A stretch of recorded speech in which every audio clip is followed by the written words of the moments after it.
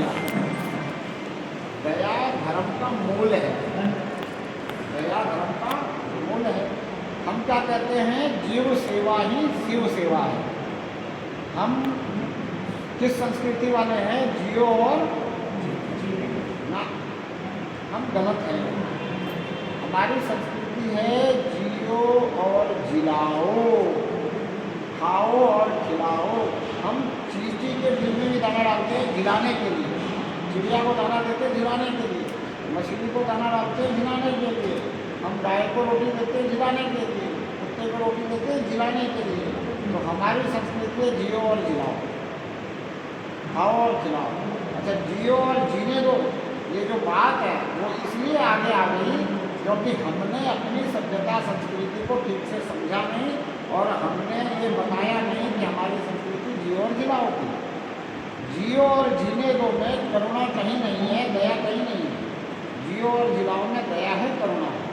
अब जैसे कहने का मतलब है कि कोई भूखा जी रहा है तो जिए और जीने दो में मैं उसको मार नहीं रहा हूँ, वो जैसे जी रहा वैसे जी रहा। वो भूखा है तो भूखा पड़ा है। और जियो और जिलाओ में मैं अगर पेट भर के भोजन मिल रहा है, मेरी उधर पूर्ति हो रही है, किसी की नहीं हो रही है, तो उसके लिए हम प्रयास करते हैं। इसी प्रयास का नतीजा है ये गौ सम्मान आवाहन अभियान। इसी प्रयास का नतीजा क्यों? क्योंकि हम गौ माता जैसे जी रही है वैसे नहीं जीने देना चाह रहे। हम चाह रहे गौ माता सम्मान के साथ जिए, हम गौ माता को सम्मान के साथ जिलाएं, इसलिए ये है। अभी सब ज्ञान की चर्चा और कुछ लोग आ गए फिर करेंगे। बात मैं कर रहा था धर्म और अधर्म, तो धर्म परिवर्तन नहीं हो रहा। हमारे लोग, हमारी बच्चियाँ, हमारे बंधु धर्म से अधर्म की तरफ जा रहे हैं क्योंकि वहाँ दया नहीं है। जहाँ दया नहीं है वहाँ धर्म है। हम कहते हैं जीव सेवा ही शिव सेवा है, और वो क्या कहते हैं, जीव के बारे में उनकी क्या थ्योरी है, बोले ये खाने के लिए बने, इसको सिर्फ खाओ। तो जो जीव हत्या कर रहा है, जिसके अंदर दया नहीं है, वो अधर्मी है। मैं कहता हूँ कि इनको अधर्मी बोलो। मैं तो माइक पे बोलता हूँ। जब अभी हिंदू सम्मेलन से मैंने सभी हिंदू सम्मेलनों में बोला, मुझे किसी ने कहा महाराज जी आप अगर ऐसे बोलोगे तो मार दिए जाओगे। मैं कहा अभी कौन सा जिंदा हूँ, और जिंदा रह के भी क्या करूँगा। अगर मैं मरकर भी 100 लोगों को ये पता चल जाए कि ये धर्म नहीं है, ये तथा कथित गठित धर्म अधर्म है, तो अच्छा है। और अगर 100 करोड़ भारतीय ये कहने लगे तो 100 करोड़ भारतीयों को मारेगा कौन? कैसे मार सकता है? 100 करोड़ भारतीय निडर हो जाए और वो सही बात कहने लग जाए कि ये तो अधर्म है, ये धर्म है नहीं। धर्म तो वो है जिसके अंदर दया है। जो दया अपने अंदर धारण किए हुए है वही धार्मिक है। जिसके अंदर दया नहीं है, करुणा नहीं है, जो जीव हत्या में संलग्न है, वो अधार्मिक है, वो अधर्म है।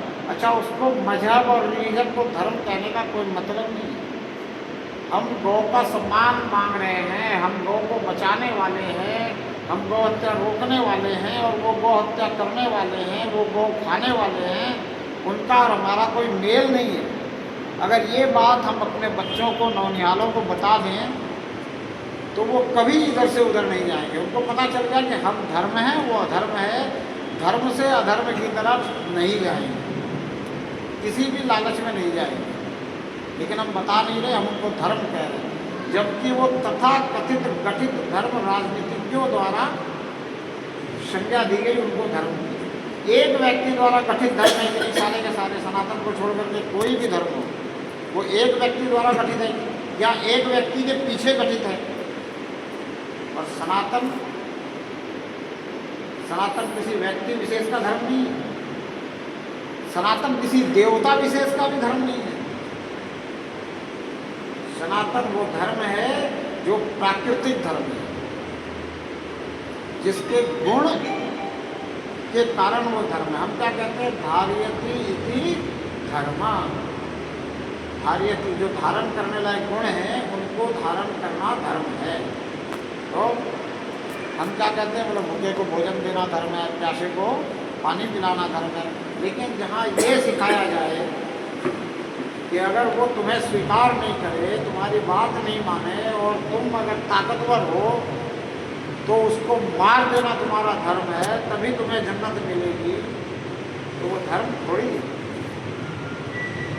है क्या? वो नहीं है। तो मैं तो आग्रह करता हूँ कि सब लोगों को ये बताओ और सभी को ये समझाओ कि ये तथा कथित कथित धर्म अधर्मियों के गैंग हैं, इनके तरफ मत जाओ, इनके चक्कर में मत पड़ो, लुभावने बातों में मत आओ, इस लालच में मत जाओ कि वहाँ जाने से हम 4 तो यहाँ शादी करेंगे और 72 फिर वहाँ मिलेगी जन्नत में। सबसे बड़ा ये लालच में जाते हैं कि यहाँ 4 शादी की छूट है, और हम अगर हिंदू बने रहे तो कानून कह रहा है कि आप एक ही शादी कर सकते हैं, और उनको कानून रोक नहीं रहा। तो इसके लिए हमें क्या चाहिए?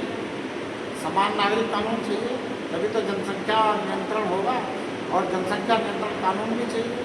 हमें कॉल टू रिकॉल भी चाहिए कि हमने जिस प्रतिनिधि को कहीं भेजा है विधानसभा में, लोकसभा में, राज्यसभा में, उसने अगर हमारी बात मानी नहीं, हमारे हिसाब से नियम कानून नहीं बनाए, तो उसका हमें भेजने का फ़ायदा क्या है? आज क्या हो रहा है? हमने उनको भेजा है लेकिन वो अपने हिसाब से कानून बना रहे हैं। हम सही है, पुलिस हमें डंडे मार रही है। अब ये गौरक्षक है, ये गाय की गाड़ियाँ पकड़ करके जब लेके जाते हैं तो पुलिस इनसे 17 बात पूछती है।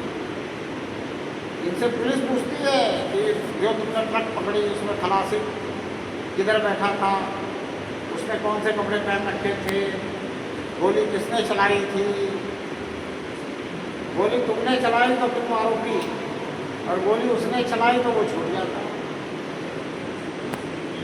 तो ये सब जो नियम है, ये सब बदलवाने के लिए क्या चाहिए?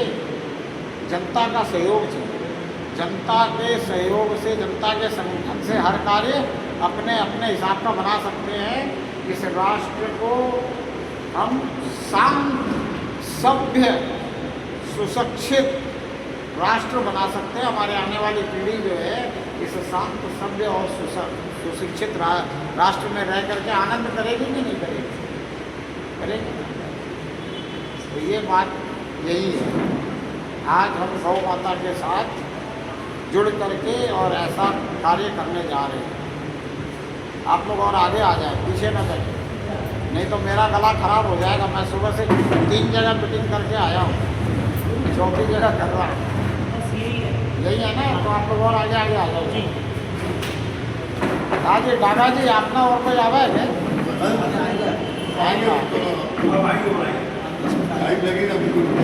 कोई बात नहीं, 10-15 मिनट इंतजार करेंगे।